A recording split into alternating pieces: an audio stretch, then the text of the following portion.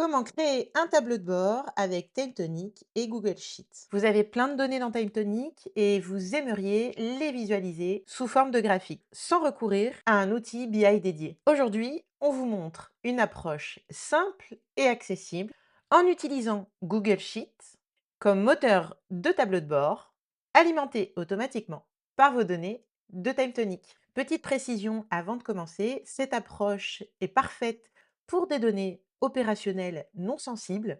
Si vous travaillez avec des données personnelles, médicales, juridiques ou réglementées, restez dans une solution de l'infrastructure sécurisée de TimeTonic. Pour ce tutoriel, vous pourrez retrouver en ressources dans la description de cette vidéo le Google Sheet et le script proposé dans cette vidéo. Allons-y concrètement. Le principe est simple, à chaque fois qu'une intervention est créée ou modifiée dans TimeTonic, une automatisation envoie ces données vers un Google Sheet via un webhook. Le webhook, c'est juste un lien web qui déclenche une action à distance. Ensuite, dans Google Sheet, un petit script réceptionne la donnée et l'écrit dans un onglet, la raw data. Ensuite, on va manipuler les données avec des formules pour calculer les statistiques dans un deuxième onglet, stats. On intégrera un script prêt à l'emploi qui nous permettra d'insérer une nouvelle ligne créée dans TimeTonic ou de mettre à jour un champ de la ligne. Et enfin, on construit les graphiques dans un troisième onglet, tableau de bord, qu'on va pouvoir publier et intégrer directement dans un module Smart Page de l'espace de travail dans TimeTonic. Dans votre espace de travail de TimeTonic, pour l'exemple, dans la table, vous avez des prérequis de champs nécessaires qui vont nous aider à construire nos graphiques, le champ de formule année et le champ de formule mois, et les champs formule de clés de concaténation qui nous permettent de récupérer le type d'intervention et le statut d'état d'avancement. On va créer l'automatisation, donc aller dans automatisation, ajouter une nouvelle automatisation, nommer l'automatisation, sauvegarder. Pour le déclencheur, on va utiliser lorsqu'une ligne d'enregistrement a été enregistrée. Ce déclencheur capte aussi bien la création d'une intervention que ses modifications ultérieures. Alors là, c'est essentiel parce que quand une intervention est créée, elle n'a pas encore d'heures à déclarer. Quand les heures arriveront plus tard, via le Google Sheet, on voudra capter les mises à jour pour avoir les stats à jour. Pour les conditions, on les vide. On synchronise tout, pas d'inquiétude pour les doublons, le script gère avec sa logique upsert, insérer. Pour l'action, on utilisera un appel webhook.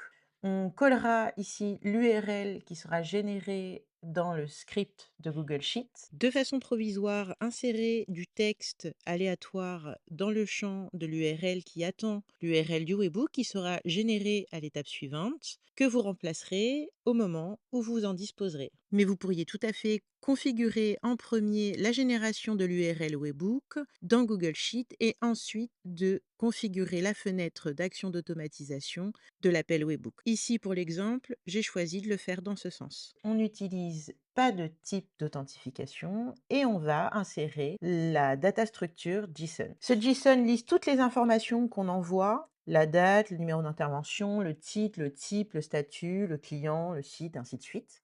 Donc je crée un nom de propriété à cette structure JSON list et je vais chercher le champ correspondant en face.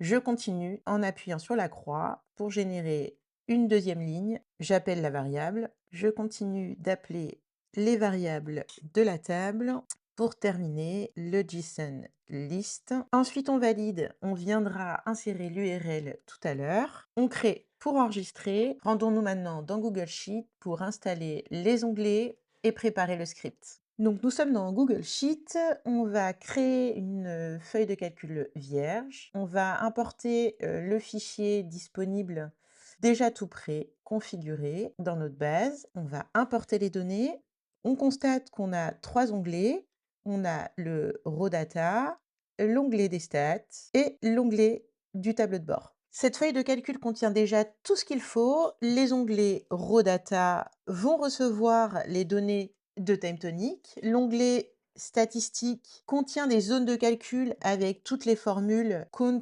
if ou SUMIF déjà prêtes. L'onglet tableau de bord est vide pour l'instant et c'est là qu'on construira grâce aux tableaux qui sont ici. Vous pouvez parcourir les formules dans Stats si vous êtes curieux. Tout est commenté et prêt à être adapté à vos données. Maintenant, on va insérer et activer le script qui va permettre de recevoir les données de TimeTonic. Donc, récupérez dans la ressource le script, faites un copier-coller. Vous allez dans Extensions, App Script, vous renommez votre onglet, vous videz votre script et vous collez le script que vous venez de récupérer. Ne soyez pas impressionné par le code, vous n'aurez qu'une ligne à modifier. Le Spreadsheet ID, c'est l'identifiant de votre fiche Google Sheet. Rendez-vous dans votre fiche Google Sheet, dans l'URL, après le d/ et avant le /edit, vous copiez votre ID. Vous retournez dans votre script, vous collez votre ID. Vous enregistrez votre script et vous allez sur Déployer en haut à droite, vous faites Nouveau déploiement, vous sélectionnez Application web, vous nommez votre application, exécutez en tant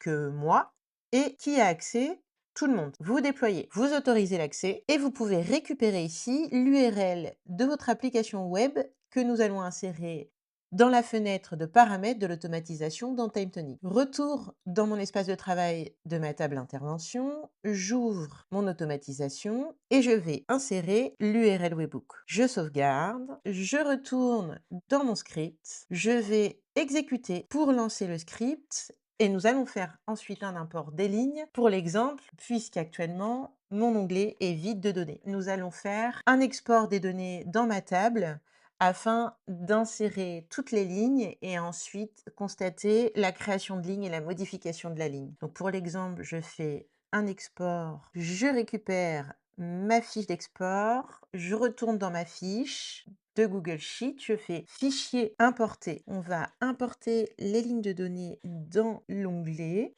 pour avoir le jeu de données. Donc là, vous ajoutez à la feuille de calcul active et vous importez les données. J'obtiens une vue identique à l'existant dans ma table d'intervention. Maintenant que nous disposons de la configuration de l'automatisation dans TimeTonic, de notre jeu de données et de la configuration du script dans Google Sheet, nous allons pouvoir faire le premier test. Je me rends dans la table d'intervention et je vais créer un test de ligne d'intervention. J'ai renseigné toutes les données nécessaires à la création d'une fiche d'intervention. Je vais sauvegarder cette fiche, retourner dans Google Sheet et constater que la ligne vient bien d'être créée. Maintenant que la ligne est créée, je voudrais ajouter des heures sur cette intervention. Donc je retourne sur la ligne d'intervention. Dans l'onglet du temps, je vais créer une nouvelle ligne en ajoutant une heure. Je vais sauvegarder, retourner dans ma ligne et constater que la mise à jour dans le champ du total heure s'est bien mis à jour. Maintenant, allons dans l'onglet des stats. Donc, je peux observer que les données des calculs se font automatiquement.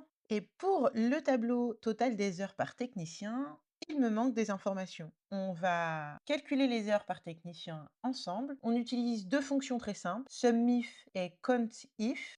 J'ai ma liste de techniciens, je la colle. Et ensuite, réalisons la formule dans la colonne total des heures. Allons-y. Je sélectionne ma fonction. Ici, j'insère la raw data qui est, donc on va le regarder, la colonne J. Ensuite, on va insérer ici la colonne du technicien. Et enfin, on va vouloir aller chercher quoi additionner. Donc nous, on veut additionner la colonne des heures. Et en allant la sélectionner, elle s'est installée. C'est formidable. Le total s'est cumulé. Une saisie automatique, suggestion de saisie m'est proposée. C'est incroyable. Je le découvre en même temps que vous.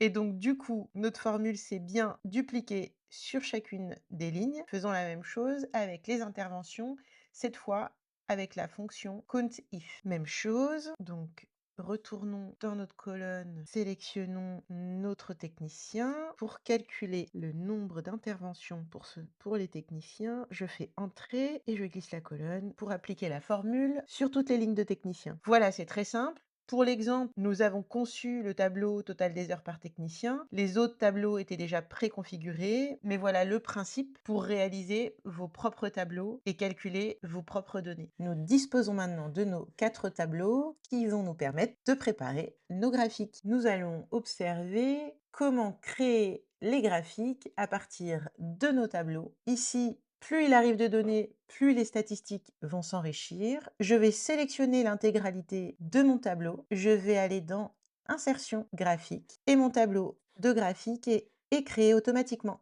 Là, on va retrouver un histogramme empilé, mais on va avoir la possibilité de modifier le type d'histogramme, le design, modifier le titre en sélectionnant la zone qui concerne les options de modification, vous permettant de personnaliser à souhait vos tableaux de bord. On continue avec le tableau des statuts d'intervention. Je sélectionne mon tableau, j'insère le graphique. Je vais le faire pour le tableau total des heures par mois en comparaison versus N-1. Même chose pour le tableau des heures par technicien. Ensuite, on va vouloir changer l'apparence des graphiques en fonction des données qu'elles représentent. Ici, on va utiliser un graphique à barres, celui-ci en représentation de courbe, ici un graphique par secteur, et nous allons vouloir copier chacun de ces graphiques dans l'onglet tableau de bord. Donc pour cela, dans l'angle de chacun des graphiques, 3 petits points,